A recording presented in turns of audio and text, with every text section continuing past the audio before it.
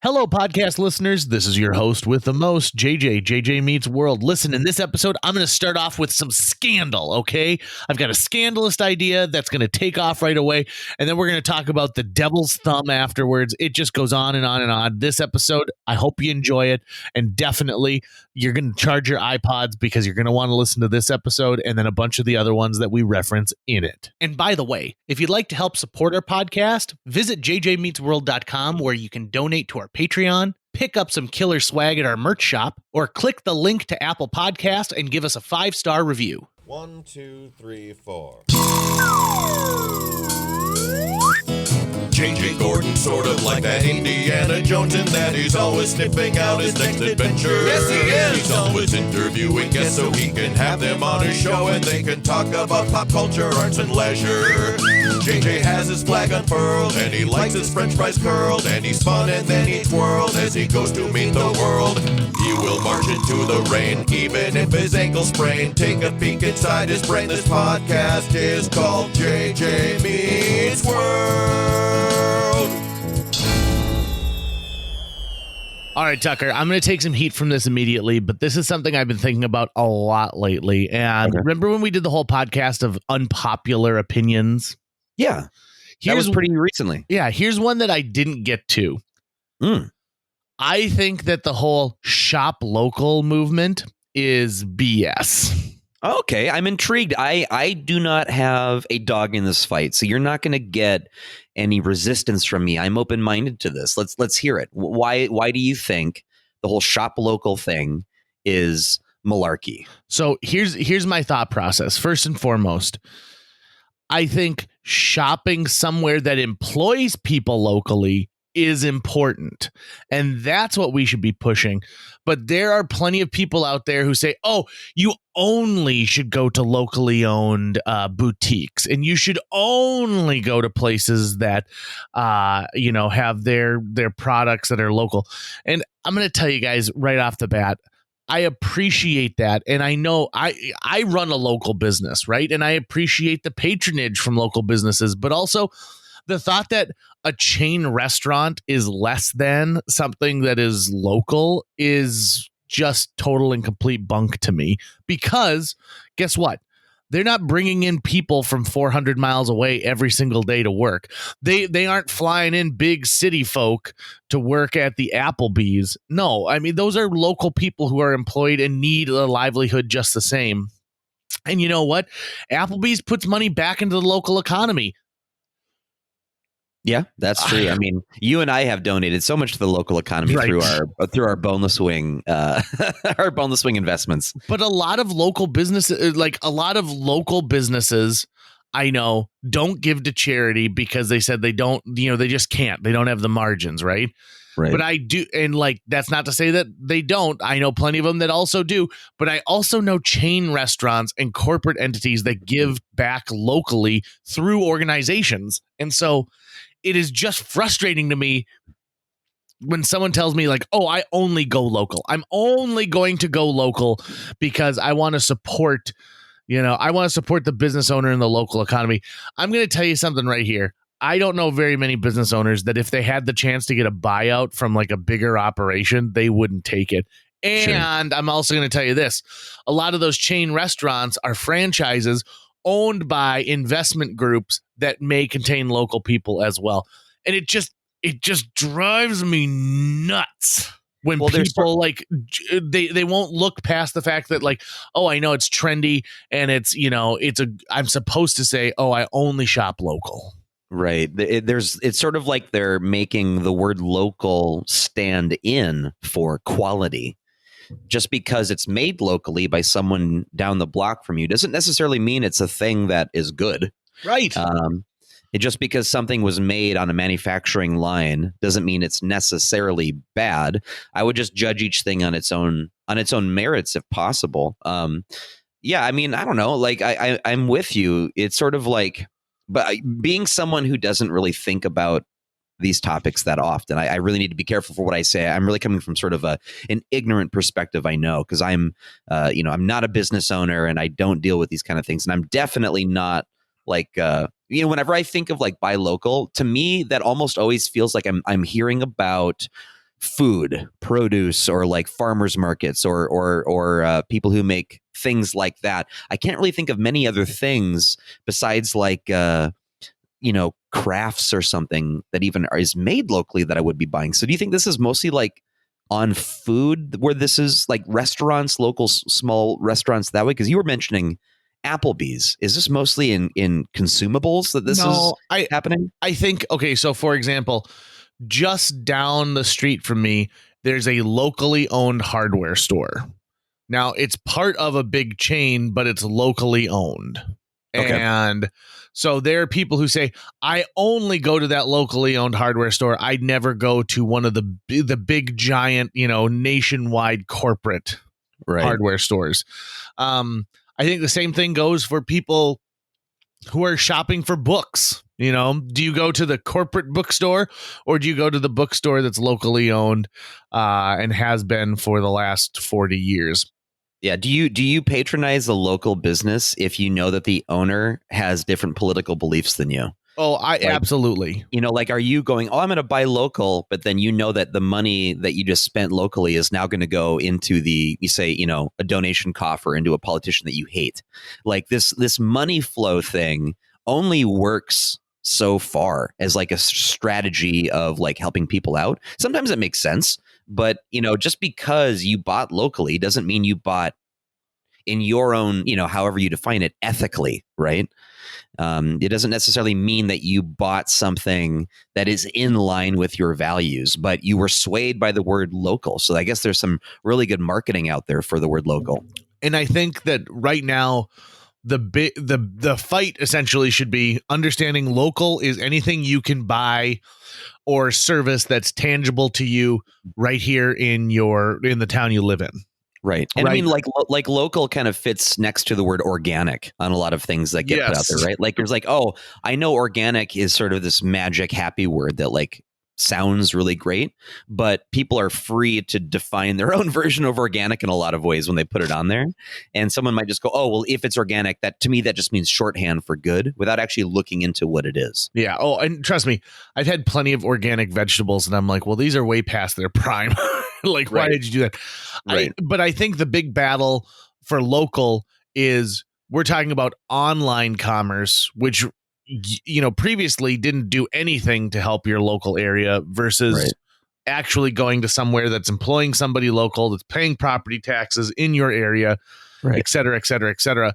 But I will say a lot of people kind of don't know this and they're a little ignorant to it, but the state of North Dakota passed legislation a few years ago to collect taxes. It's like sales tax on things you purchase online.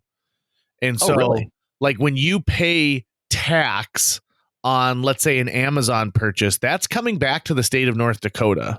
Interesting. Okay. And I think the way they passed this essentially is they looked back in the day when catalogs used to be how people ordered everything. So you'd get your Sears catalog every quarter and you'd look for, I'm going to have, or I'm going to pick up, let's say a pair of pants. You're going to get a nice pair of chinos.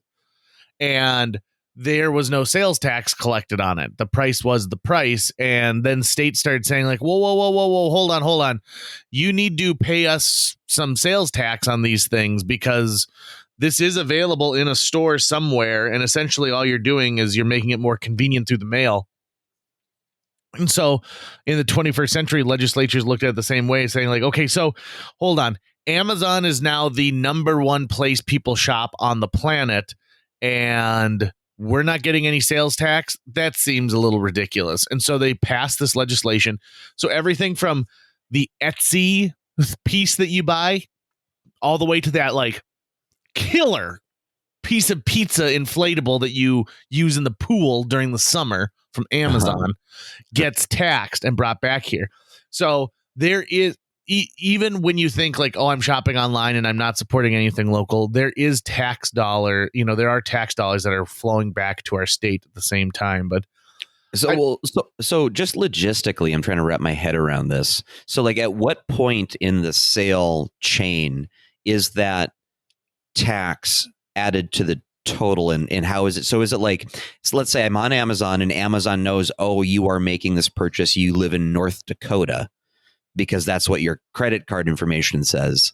Therefore, we will add this tax onto the total price. Or how are they even? The tax is added at the end of the transaction. So based on whatever state you're in. Yeah, I believe it's based on where your account is located. Got it. So even if, like, because I'm a North Dakota resident, but if I was in New York and I made a purchase, North Dakota is going to collect that sales tax. Correct. Got it. Okay. So it doesn't have to be in a physical state like that. Because I wondered that too. I'm like, okay, so if I buy something in North Dakota, but I'm having it shipped to a friend in New Hampshire. Right. Okay. That makes sense now. I understand now, JJ. Thank you for educating me on this. By the way, I'm pulling this number kind of out of my rear end, but I'm pretty sure it's right.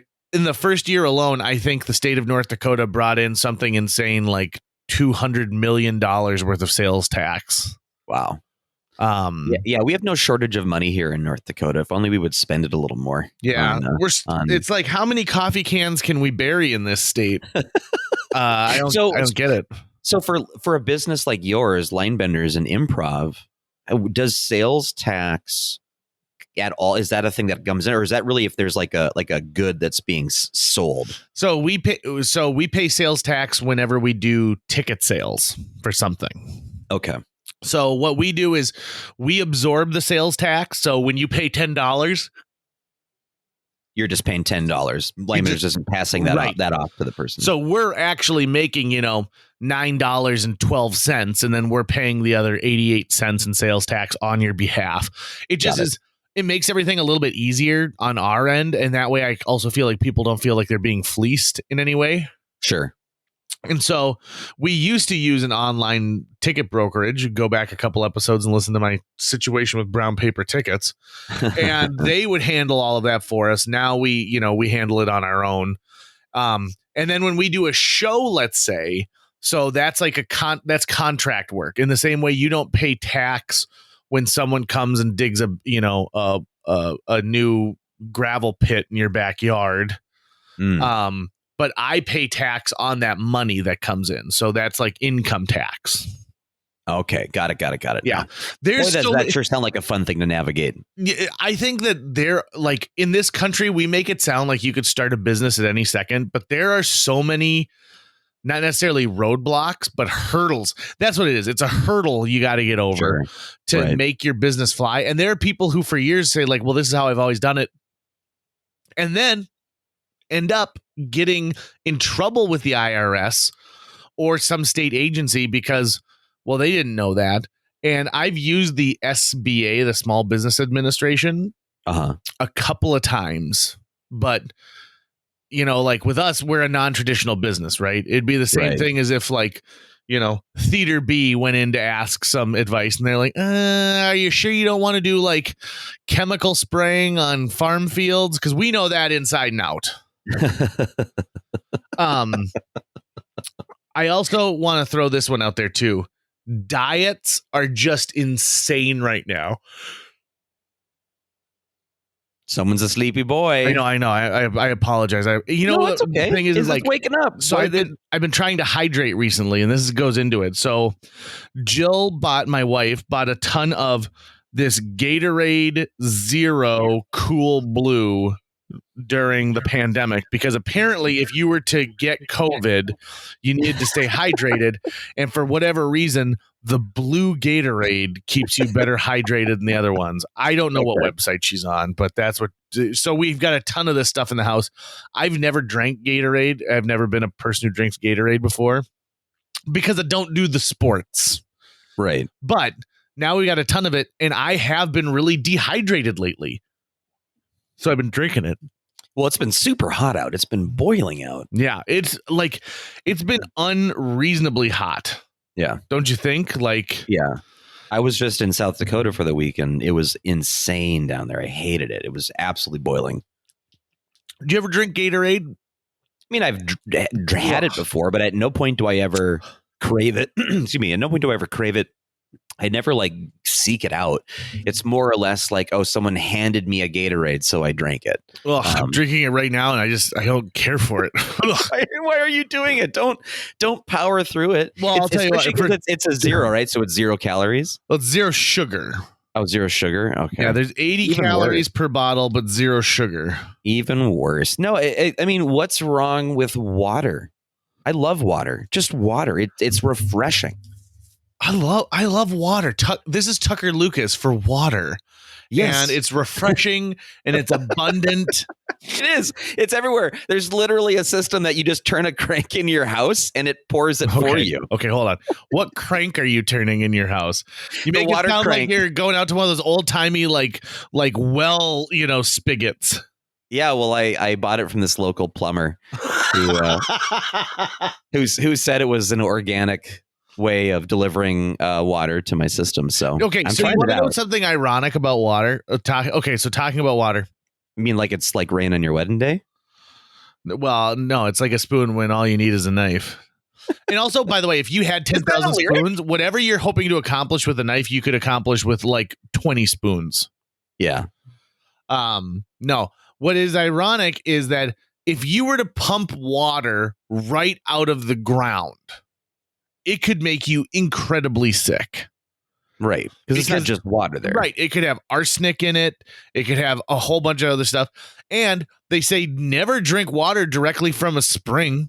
Like if you're if you're hiking along, you see a little creek, because it could have a ton of bacteria in it from like animals that died upstream and junk like that. Or, maybe a deer decided to like poop right in the middle and then you're getting poop particles.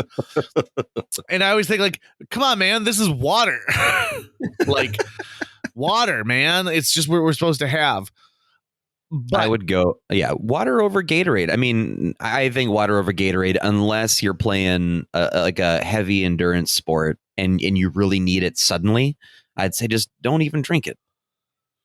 Don't even touch it. Here's the real problem. According to this bottle, this expires on August 9th, 2021, which is like 2 weeks away. Oh, so now you feel like you have to do it? And also, they're not full-size bottles either. These are the little tiny, like, mini pony-size bottles. So what are you satisfying then, JJ, when you drink it? Because you don't like the taste of it. Well, apparently, it's going to rehydrate, replenish, and refuel me. And so, but I know, okay, so there is something to the tune of you could drink water to hydrate, but if you're already dehydrated, you need something to replenish the electrolytes. Now, I don't know what the hell I'm talking about. So Can't you just eat food? Strap in. Well, okay, you could eat some food, but really there is something about like the natural salts that are out there that the salt binds to the liquid and then actually gets it back into your muscles and stuff like that much quicker than if you just sat there and drank. That's why like when you get an IV of like a saline solution, that saline has got more, it's got more electrolyte properties in it. And that's what Gatorade is. I mean, Gatorade was literally formulated by basketball coaches back in the day. And I know this from a Gatorade commercial I watched to help their players stay hydrated, because you can't, like, let's say during an average basketball game, okay, you essentially sweat out 10 glasses worth of water. Okay. So that's what you've sweat or, what your body has lost as far as hydration. Well, if you drink 10 glasses of water during a game, you're going to feel bloated and like too full. And so you need something that quickly brings that back. And so that's why they developed Gatorade, is so that like one glass of Gatorade is worth X amount. I see. Whatchamacallit, or just regular water. So it really matters like in the heat of battle, basically. Right. Which you are not in. Well, I mean, you could say that I'm in the heat of battle against Mother Nature, because right when we're done with this, I've got to go mow my lawn for the first time in over a month. Oof. And I haven't even poked my head outside or even asked Siri what the weather's going to be. What is the weather going to be today? Like, are you lame? I'm going to stay inside next to this nice air conditioner all day long. And I think I've got enough food here, so I should be okay. So yeah, that's absolutely what I'm going to do. to hell with going outside right now. Indoor kid forever. One of my favorite things is going to someone's house who've really figured out what their exact comfort level is. Here's an example. So I used to go to someone's house who had like a thermostat on the wall, and their dad used a Sharpie to indicate exactly where the line is of like, this is where you leave the thermostat. Oh, and it was like okay. between like 70 and 71 degrees, that little tiny space. And they had a ceiling fan that had like a knob, like a little dimmer knob, so that, you know, you could control the speed. And he also used a Sharpie to indicate where you should put the knob to, so that you get the optimum amount of speed. Not too much, but not too little. You don't want to trickle. And so I know people will go and walk around the house and kind of trick out the things that they want and get it exactly where they want. I've got a ceiling fan in my bedroom, and my problem is it's got 3 speeds, which is it even on? I could use a little bit more, and then that's way too much. Those are my 3 speeds. I keep my apartment at a crisp 69 degrees, and I have a fan on almost all the time somewhere in the apartment. So like, just because I like the white noise of a fan. Constant fan going. Even when I'm at my desk at work, I have a little mini fan there just because I like to have a little whirring sound, and I like to feel just a slight amount of like breeze going past me. It just feels nice. It's like a tactile thing or something. I don't know what it is. And I also really like that feeling when you get the room just cold enough, so you got to get under the covers and warm up.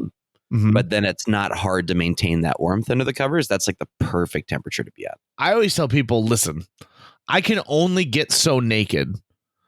But like, I would rather layer up, right? Like if it's too hot, I am miserable. So that's why like I can only get so naked in the heat, but I can always throw on an extra sweatshirt. That's a really good point. Right? Hey, how many electrolytes do you think is in onion goop? Onion goop, like the stuff my mom made? Yeah. Oof, not enough. Oh, hey, would you like to hear a story about how I recently ate some mayonnaise? Oh my God, yeah. Yeah. Okay, so I was at a work function doing my show live, and a person who was associated with this function, and I'm not going to say it too specifically because I would also like, I'm planning on us going to do an episode at their place of business. Okay, I think that you'd really like. So, so she takes me up and she goes like, "Oh, we've got some lunch. Would you like some stuff to eat?" And I'm like, "Oh yeah, that'd be great. Thank you very much." Essentially saying, when someone offers you food, you should accept something. It is their way of saying like, "How can I help you? I'd like to help take care of you right now." And people have a little bit of pride. And so she goes, "I want to give you some of my famous," and then I'm not even going to tell you what it is. Okay. And so she grabs a bowl and starts lumping this giant like pasta salad-y type thing into a bowl. And I can tell it's mayonnaise based. I know it. And so she's like, take a bite. And you remember that scene in The Wedding Singer when the old woman wants to watch Adam Sandler take a bite of the meatball? Yep. Like take a bite in front of me. I want to watch you enjoy it. So she did that to me, and then I ended up having to eat that whole thing in front of her. But I powered through it like a champ, and then at the end, I was like, "Oh God!" And I couldn't get the taste out of my mouth, so I came home and drank a bunch of Gatorade Cool Blue. This is actually grossing me out. I wouldn't have been able to eat that. Like not because of the mayo, but like that sort of pasta salad or potato salad where it's just that's not a thing I'd want at all. Well, I also don't trust it. If anyone goes, "Hey, are you hungry?" I want to know what they're offering before I tell them yes. Yeah.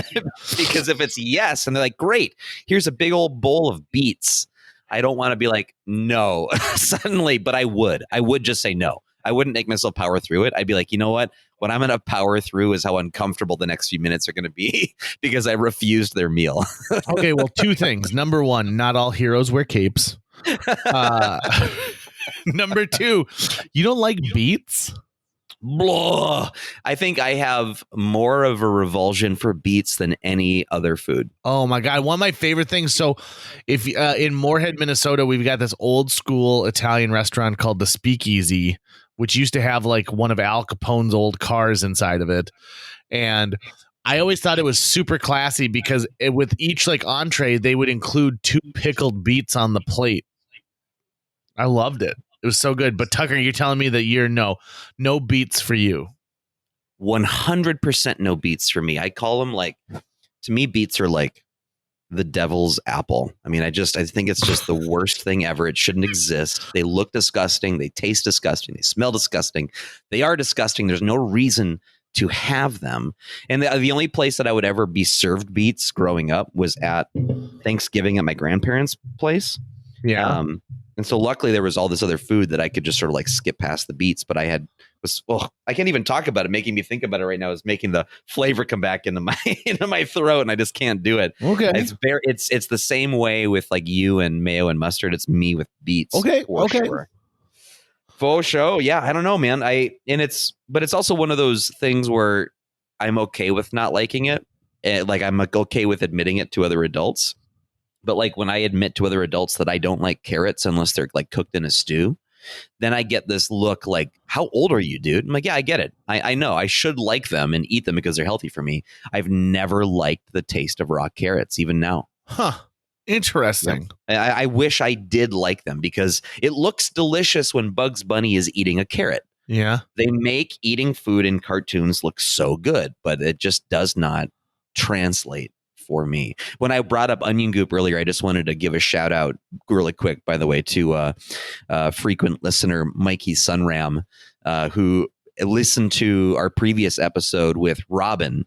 And that episode opens with you declaring that you will be allowing the onion goop recipe to die with you. Mm-hmm. And I just wanted to share with you that he also has the same revulsion to onion goop. Oh. And is with you and wants you to make sure it dies a slow death. Thank God there are people like Mikey out in the world who really make the world, that makes the planet turn. Yeah. Mikey and I were talking over the weekend. We were doing a Theater B thing, and we were talking about how nice it would be to travel again, to go somewhere in the world somewhere. And both Mikey and I, being Godzilla fans, Japan is on that list. JJ, you love to travel as well, but I can't remember the last time you traveled out of the country. Hey, are you beginning to make plans again for when you think your next international trip might happen? And I'm going to take Canada and Mexico off the table. Sure. They're not counted in this hypothetical. Funny you mentioned that because my last trip is I actually went to Jamaica in December 2019, right before the pandemic hit. Mm-hmm. So I was lucky enough to get some travel outside of that. And then before that, I had been in the Dominican Republic. They were mainly resort vacations. But what I want to do now is, so we know I'm a huge fan of Bed Knobs and Broomsticks, the Disney musical. As am I, brother. As right? am I. So for a couple of years, they were developing a stage show of Bed Knobs and Broomsticks, and it was supposed to premiere in Chicago, and the director died suddenly. And so project got shelved. Well, it's been picked up, and now it's going to have a West End opening in London. Ooh. And so I thought I want to go to that. Coincidentally, they're also starring Roger Bart as Doc Brown. They've made a Back to the Future stage musical. Written by Bob Gale, the guy who wrote the script to like the movie. And so I was like, if I go to England, I could cross both of those off my list. Plus, I wouldn't mind visiting my distant relatives in Scotland and staying at their Gordon B&B. I think that would be kind of fun. So I think that I'll end up going to another country that speaks English, if you can call the Scottish brogue English. Yeah. I mean, I guess. Drunken English. Yeah, a little bit. And you know what? Also, the fact that I'm not allowed to go to Canada right now really makes me want to go to Canada. Isn't that opening up here pretty soon? Pretty quick here. Pretty quick. I think it's maybe on like August 5th or something like that. Okay. Hey, I really want to go. I want to go back to Toronto real bad, but I've also never visited Winnipeg. I've driven through Winnipeg or driven past it or whatever, traveled through it, but never actually stayed and spent time in Winnipeg. I really, really want to do that. But because Canada's off the table, I really also, Scotland's at the top of my list. But for some reason, I have this like desire to go to Antarctica.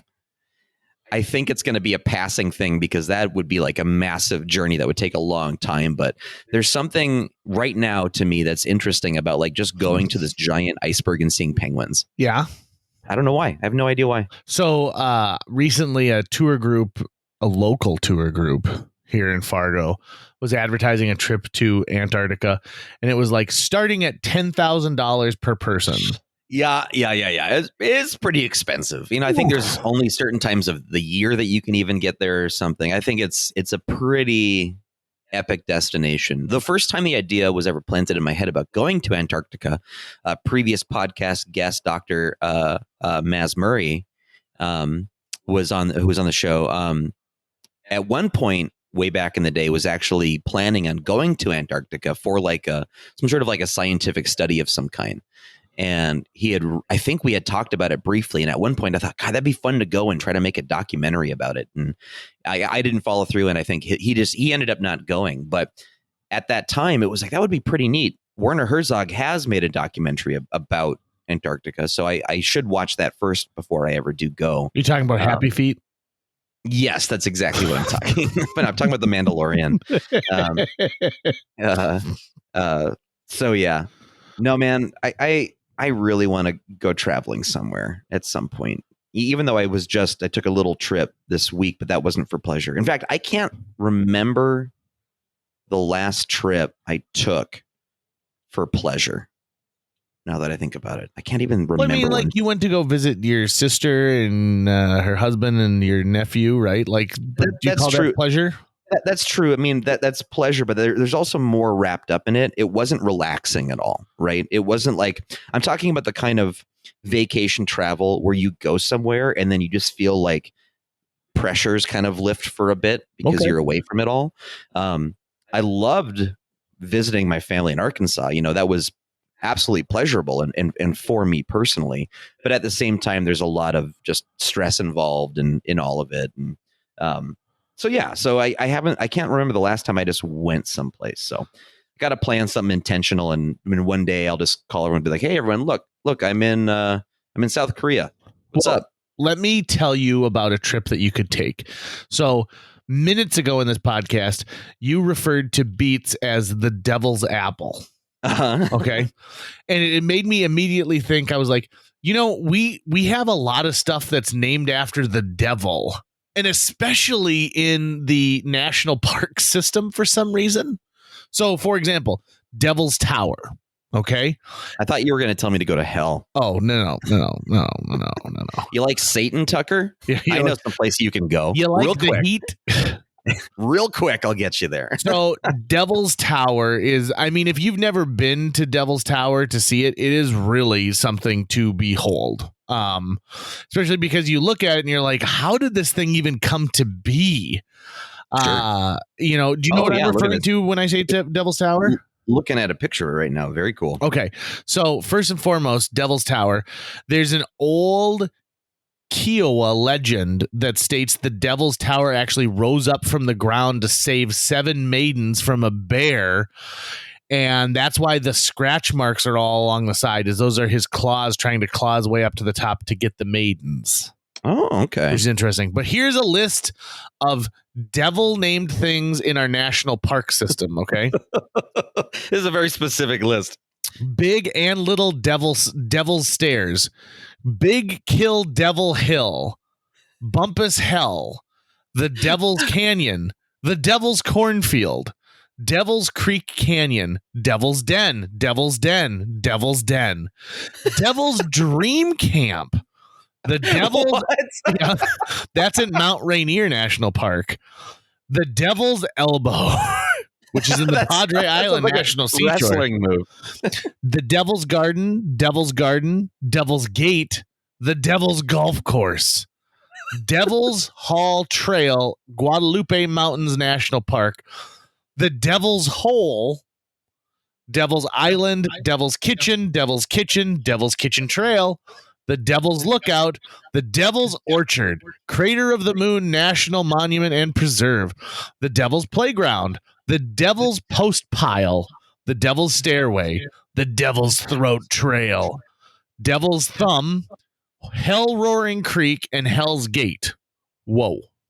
Is there a restaurant that serves the devil's deviled eggs? Oh, well done. Well done, you. I had to wait for you to finish that entire list to get that joke out. That. Yeah, just to say that. Would you like to hear a joke that my wife is really proud of the other day? Yes, please. So we're having a discussion about like, so the belief in angels and that like after death you may go on to a celestial place and you're an angel. Okay, specifically angel. Angel, yeah. I asked Jill, I'm like, do angels eat? And she's like, well, yeah, you'd have to think that they eat. And I'm like, so angels probably poop then, don't they? And she said, well, I don't know. Maybe you don't have to go through like, all that. And I'm like, okay, then in that case, you're Slimer from the Ghostbusters where you can eat, but it all just falls below you. And she's like, no, that would seem kind of weird and gross. So yeah, they probably do. And she goes, it's holy shit. And she was so proud of that joke and so happy that she's mentioned it, I'm going to say a dozen times. That's the funny part. Right. That she gets into it. She's Polly Walnuts from The Sopranos. It was like, hey, JJ, did you hear what I said to him? I said, it's a holy shit. No, I will definitely be like, congratulations. You made what would be considered a funny throwaway pun-based joke that unfortunately is not funny on the 4th, 5th, 6th time. Now, the 7th time, it gets funny again because it's like, you've been thinking about this a lot, huh? Have you been doodling it on notes at work? Do you think Jill ever gets secretly jealous of you when you are being like legitimately funny in front of other people? Like jealous of you being funny? No, I'll tell you what Jill is. And I'll tell you this specifically because she's told me and other people this. She's like, when you go and you watch like Bruce Springsteen put on a hell of a show and just the crowd's enthralled. It's not funny? Watching Bruce Springsteen try and figure out his blocking and, like seeing if he can hit some of those notes or listening to him write a song. Like when he was like, born in North Carolina. Nope, that's not right. I was birthed in the USA. Nope, not that. She goes, I have to listen to him all the time when he's not funny. I have to listen to those rehearsal moments so that by the time he gets in front of people, he can be polished and he can be just the light of the room. And I was like, yeah, but you benefit from this. I'm funny all the time with you. And she was like, oh, no, not. Yeah. She goes, maybe you're a quarter of the time funny. Yeah, you've never convinced me more than right now that she does not listen to this show. Right, 100%. Yeah. So do you want to know what I do to annoy my wife more than anything? Oh, please, yes. Okay. Do you know the children's song, There's a Hole in My Bucket? Dear Liza, dear Liza. So have you ever tried to sing through that whole song? Because it's incredibly repetitive. Oh, yeah. I'm sure I've finished it before. Okay, so let me. I don't know if you have, to be honest. I feel like a lot of people think they have, but they haven't. Like we have a false memory of it, right? Because here's how it goes: there's a hole in the bucket, dear Liza, dear Liza. There's a hole in the bucket, dear Liza. A hole, and really, this is a song about a couple's argument. Yeah. So then it's like, go fix it, dear Henry, dear Henry, dear Henry. Go fix it, dear Henry, fix it. Then he doubles back with what shall I fix it, dear Liza, dear Liza? With what shall I fix it, dear Liza? With what? With straw, dear Henry, dear Henry, dear Henry. With straw, dear Henry, with straw. But the straw is too long, dear Liza, dear Liza. The straw is too long, dear Liza, too long. Cut it, dear Henry, dear Henry, dear Henry. Cut it, dear Henry, cut it. With what shall I cut it, dear Liza, dear Liza? And my God, it goes on and on and on because she's like, cut it with an axe. And he's like, it's too dull. Well, then sharpen it. How do I sharpen it? With a stone, but the stone's too dry. Okay. Oh my God. And then what's amazing is it brings itself full circle because she's like, with what shall I wet it, dear Liza, dear Liza? With what shall I wet it, dear Liza? With what? Try water, dear Henry, dear Henry, dear Henry. Try water, dear Henry, dear Henry. Use water. In what shall I fetch it, dear Liza, dear Liza? In what shall I fetch it, dear Liza? In what? In a bucket, dear Henry, dear Henry, dear Henry. Do you see where they're going, Tucker? In a bucket, dear Henry, dear Henry. In a bucket. There's a hole in the bucket, dear Liza. Oh my God. Yep. Just for hours. Yep. Yep. Not that song, but the song that my sister and I would do would be, this is the song that doesn't end. Oh yeah. From the Lamb Chop show. Lamb Chop, which is a cleverly written song, but never should have been written or shown to children, because there's no question that song has caused many an incident on vacation with with whatever parent is angrier. I wonder how many phone calls to the police were precipitated by kids singing that song. Well, right before the gun went off, we were on our 60th verse of so for those who don't know, this is the song that doesn't end. Yes, it goes on and on, my friends. Some people started singing it, not knowing what it was, and they'll continue singing it forever just because this is the song that I was on a flight right after the movie Frozen came out, and I was walking, and Phil was telling me, he's like, I didn't watch that movie. That movie looks stupid. And I said, it's good. Phil, you got to let it go. Let it go. And this mom, her neck shot back at me like an owl. And she goes, unless you want to hear that for the next 3 hours, shut up. I'm like, oh, okay. Communal space, everybody. Communal space it is. Do you worry about that with when you finally have kids, like the things that they're going to latch onto? Or do you worry that your kids are not going to be into the things that you're into, that it's going to be a reverse situation with you and JD, where they're like really into hockey and football and basketball and crushing brewskis? I've thought about that before, and I almost in a weird way kind of hope they're not necessarily into the stuff that I'm into. Okay. How come? If they are, that's great, and we'll share a bond like that. But I certainly don't want to force it upon them. I will educate them on the amazingness of things like the Muppets and why the OG Jetsons movie is one of the best Hanna-Barbera properties ever to come out. Right. I will impart the things that I love onto them. But if it turns out that they end up loving sports, or are super political or something like that, that is their choice as human beings, and I will have to put up with it. And we can do this when we get together to have like holidays and stuff like that. We can sit and watch the fire. Just be like, I'll turn on the fireplace. We can just look at the flames for 4 days. Because I would love that. I love when I watch a kid. So for example, my cousin Heather brought her kids over the other day, and immediately I was like, oh, I feel bad for these two little boys who have to like be in this house and listen to me catch up with my cousin who I haven't seen in a few years. And I was like, you know what I do have is I just ordered a new Lego set because I'm a man baby myself. And so I put it out in front of them, and they were putting it, and I was like, you guys want to do this Lego set? And I must be the favorite family member now. Oh, no question. And so then I was like, you guys come downstairs and I'm going to show you all the other Lego sets that I'm still waiting. I'm waiting for myself to get like sick so I can put my Lego Ghostbuster firehouse together. All like 8,000 pieces of it. So I remember the days in school having to come up with a sickness to stay home so I could play Xenogears all day or Final Fantasy VII. That made the games like even more enjoyable, knowing that other kids were at school while I was doing it. Gone are the days of where they make a video game you can beat in a day, essentially.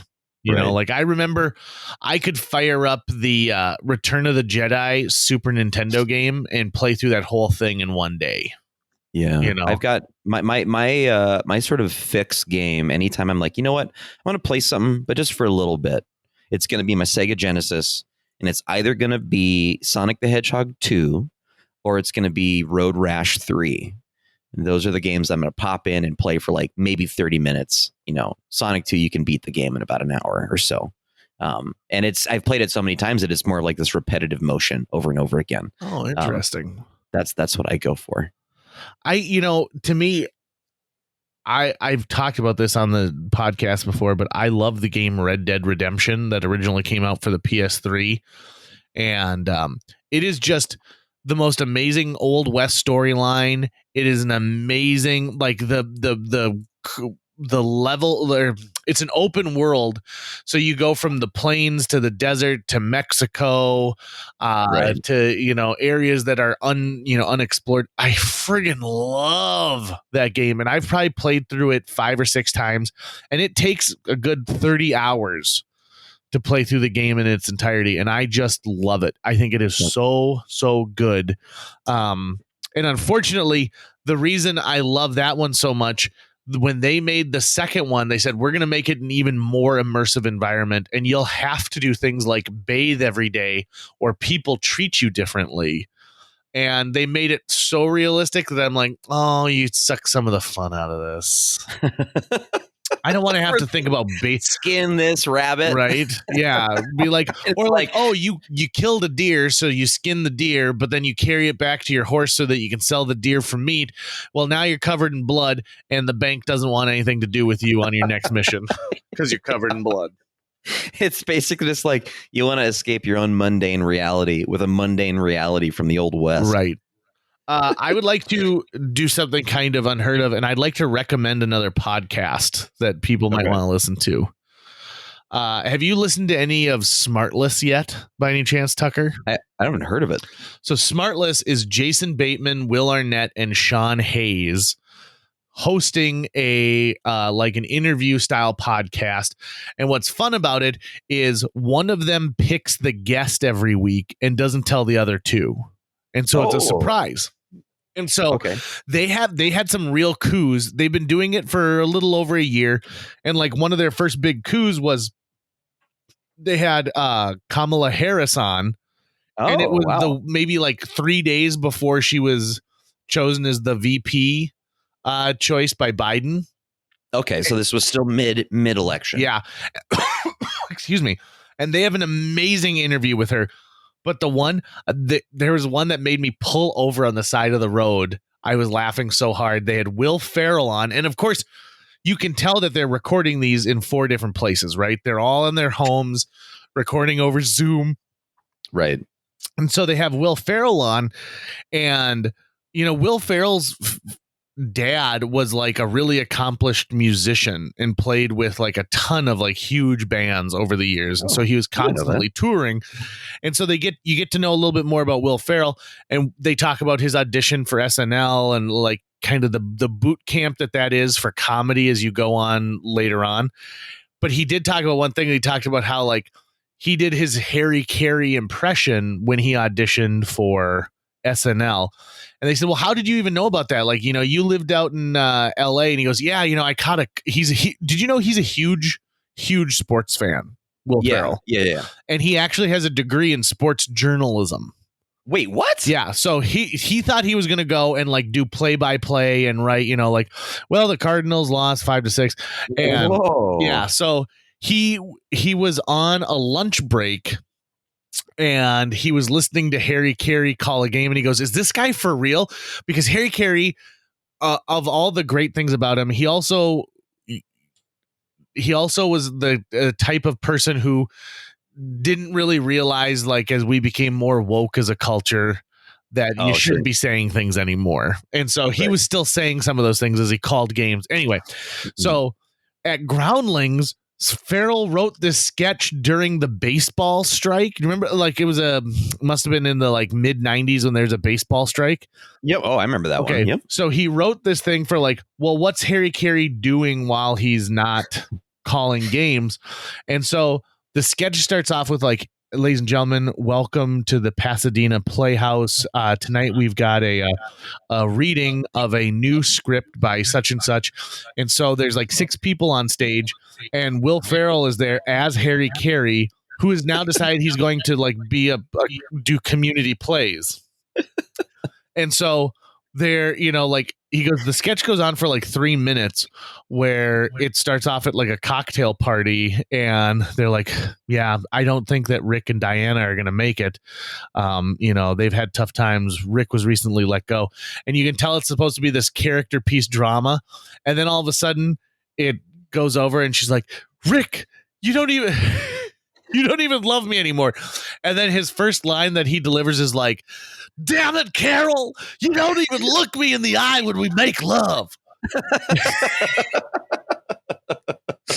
And so like he ends up having an argument with this woman, but it's done in Harry Carey style, but it's not like he doesn't add like a, Cubs win. It's just these dramatic line readings in the style of Harry Carey. And Will Ferrell said, the part that really sold this is the woman who played his wife actually was able to muster tears and cry during this couples fight. And like, and so when you hear Will Ferrell tell this story, it is honest to God, like you think there are some people who saw that in a room with like 20 other people and that's it.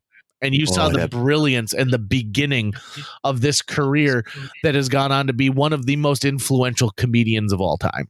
He must be. In the pantheon of SNL celebrities, in that there's sort of that top 5 range where it's like, people are going to make different arguments over who is the greatest, right? But who's going to be in the conversation. And I just think Will Ferrell's probably going to be in that conversation because he was such a huge star on SNL. Like to the point of like when he was leaving, they had to make like a massive TV special about it. Right. Yep. And his recognizability across the world. Speaking of SNL, I don't know why, but the SNL skit that's been living in my head rent free for the past week has been the Mr. Belvedere fan club one. Oh, yeah. With Tom Hanks and Phil Hartman. And I keep saying to myself to tear the flesh, to wear the flesh, to be born into new worlds where his flesh becomes my key. I would have loved to have. Do you know who wrote that particular skit? Has that been? If I had to guess, it sounds like a Tim Herlihy sketch. If I'm going to be blatantly honest, just a fantastic sketch from Brock Toon. So there are a series of sketches on SNL that no one ever thought it was ever going to be like they get slated for like after Weekend Update, which is sort of like when people are tuning out and it's too late. Yeah. And so that sketch is one of those that like is a classic, 11:45 sketch. But some of those that are so out there and so bizarre become my favorite sketches. Right. You like you can tell almost while they're performing it that the cast really loves it. Right. Like that that them as comedians and as performers are getting an enjoyment just in doing the skit itself. I'm listening to the audio book of Live from New York, which is an oral history of how Saturday Night Live came to be. The book itself is like 700 pages long, and it's a series of little pieces of interviews from everybody, writers, costume designers, Lorne Michaels himself across the board. And you know what people really don't talk about as much these days is how Lorne Michaels is the godfather of modern comedy. Right. I mean, he was the kingmaker for the longest time, right? Like you were, if he picked you, not just picked you to be on SNL, but then inside of SNL, like elevated your status, you were made. And even outside of SNL, I was listening to an episode of Smartless and Conan O'Brien was on it. And the reason Conan O'Brien got to take over the Late Show from David Letterman was because of Lorne Michaels, and Lorne Michaels pieced him together with a producer who became Conan's like partner for almost 4 decades. Now, what's interesting to me about that, I would love to hear the backstory to this. So I'm going to have to listen to this episode of Smartless, but because Conan was so, low ratings at the start, it took a long time for him to get his feet underneath him. It wasn't really clicking right away. Obviously Lorne knew him as a writer, but what was it that Lorne saw that made him go, no, this should be this guy for some reason, because no one else could see it. Kudos to Lauren for figuring out something that, obviously we know what Conan became as time went on. Well, but like, what was it that Lauren was thinking and seeing in that moment? I mean, Conan was a writer on SNL. Right. That's what I said. Like, he knew him as a writer. And so, like, but he knew a lot of writers. Right. But I think what he saw was, he goes, okay, so this is the guy who is a writer who likes to perform his sketches more than anybody else. And so, because I think you've got people who can put words on a page and bring it in, and then you hope that the actor or actress really makes them shine. But Conan was the guy who would like read the pieces himself and like play a character and really be able to get into that idea. He also, I mean, was Harvard educated and worked with the National Lampoon. And that in itself is, a ticket to ride when it comes to the comedy train. And he has a work ethic. They talk about that in that Smartless episode, is that he said, unfortunately we are in a type of business that people get rewarded for sometimes very little effort. And if some people put extra effort in, it's amazing. I just talked with a woman who has a Netflix program about exotic cars. And she's from North Dakota originally. And she said, like when people from North Dakota come out to LA, they rise very quickly because the work ethic of our area is, you get up early, you stay late, the job needs to get done. It doesn't exist in that California mentality. And so she goes, a lot of people who come out there will succeed quickly. She's like, that's why I succeeded, is I was the person who said like, okay, well, let's do one more take to like, just make sure we get it right. And so I think that he saw that in Conan. Also, I think they're just people who are so funny. Like if you're a writer on SNL, you sit there and you pitch bits and how they interact with the guest that week. It probably was a absolute like slam dunk for him to think, okay, so this is the guy that's gonna take over David Letterman's spot, because David Letterman had focused his late show so much on bits and sketches and little things like that you almost want to give the audience the same thing but different. Absolutely. Now with Conan, when did the pairing of him and Richter happen? Were they already tight, or was that like a hey, the show's going to need something? I have no idea. I kind of imagine that they said, listen, we want to take what the Tonight Show does with having Ed McMahon on and putting somebody else on. I will tell you this much. They told some stories about Andy Richter on this Smartless that, again, I almost started to pee my pants. I was laughing so hard. One of them, he goes, we had a blackout at the studio one day, and without missing a beat, the absolute moment that the lights went out, Andy Richter yelled, "My pearls!"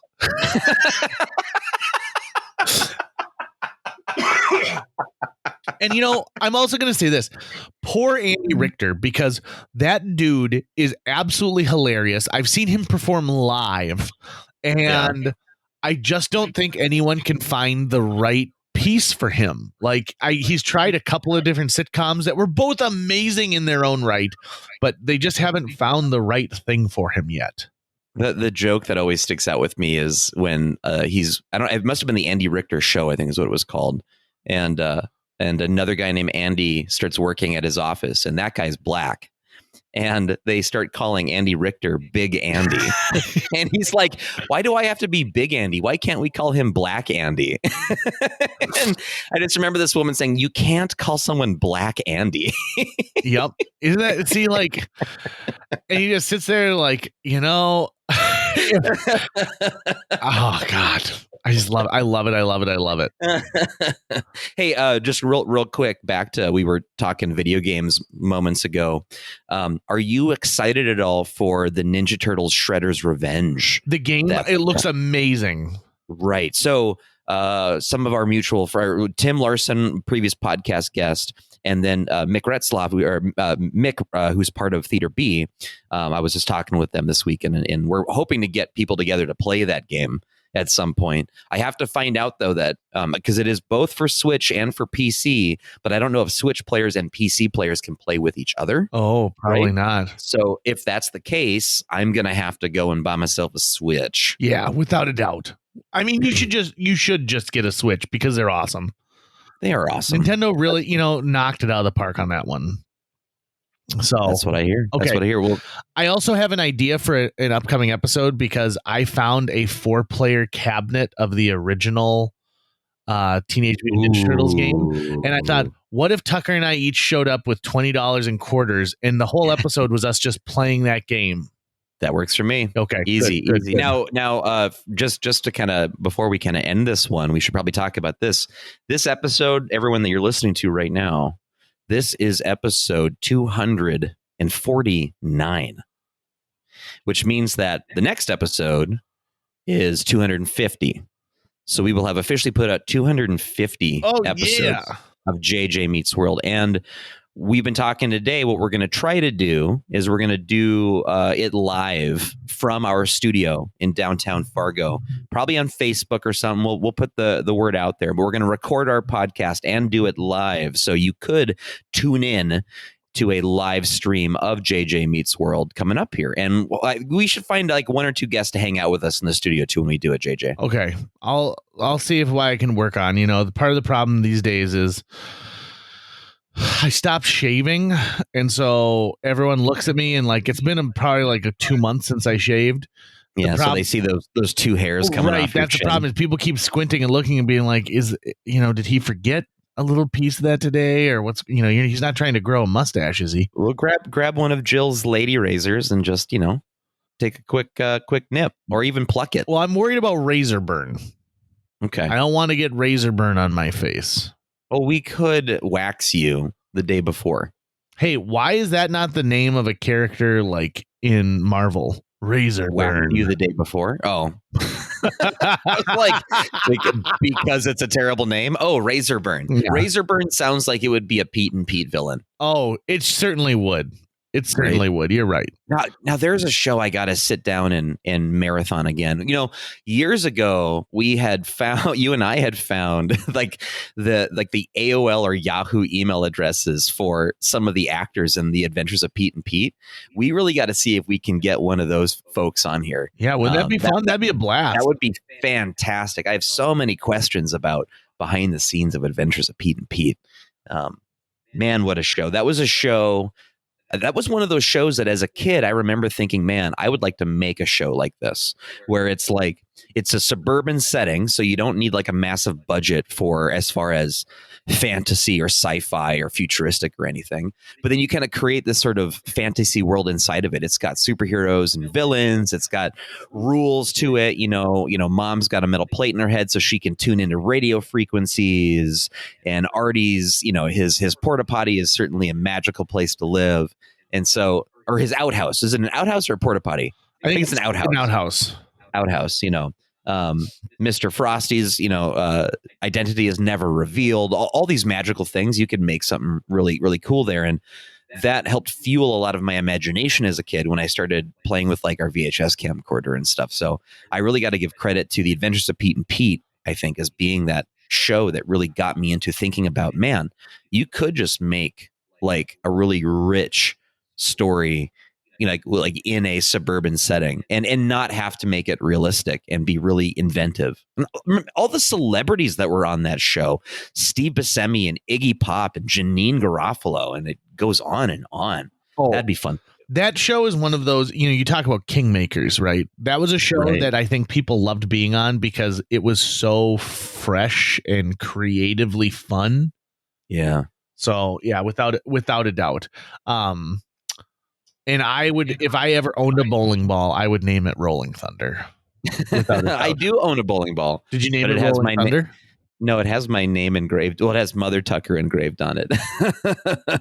I won it in high school. And they were like, okay, well, we can engrave whatever you want on it. And I said, engrave Mother Tucker. And they said, okay. They're like, we don't care. We're just bowling alley employees. Oh, yeah. Yeah. All right. No one gives it. Tucker, let's wrap this one up. It's in the can. Everybody, remember to enjoy your Gatorade Cool Blues. And we'll catch you on episode 250. Later, buddy. That's going to wrap it up for today's show. If you enjoyed this episode and would like to help us continue to produce new episodes each week, visit jjmeetsworld.com, where you can donate to our Patreon, pick up some swag at the merch shop, or follow our link to Apple Podcasts and leave us a 5-star review. You can also follow us on social media. We're on Facebook, Instagram, Twitter, YouTube, all the sites the cool kids are using these days. JJ Meets World is produced every week by Tucker Lucas. You can find out more about Tucker's work by visiting moonbasemaria.com. If you want to get in touch with your host with the most, check out linebenders.com, where you can find direct contact info for JJ or booking information. I would like to know why they never name anything after angels, like the Angels Picnic Table. That would be a lovely spot to die.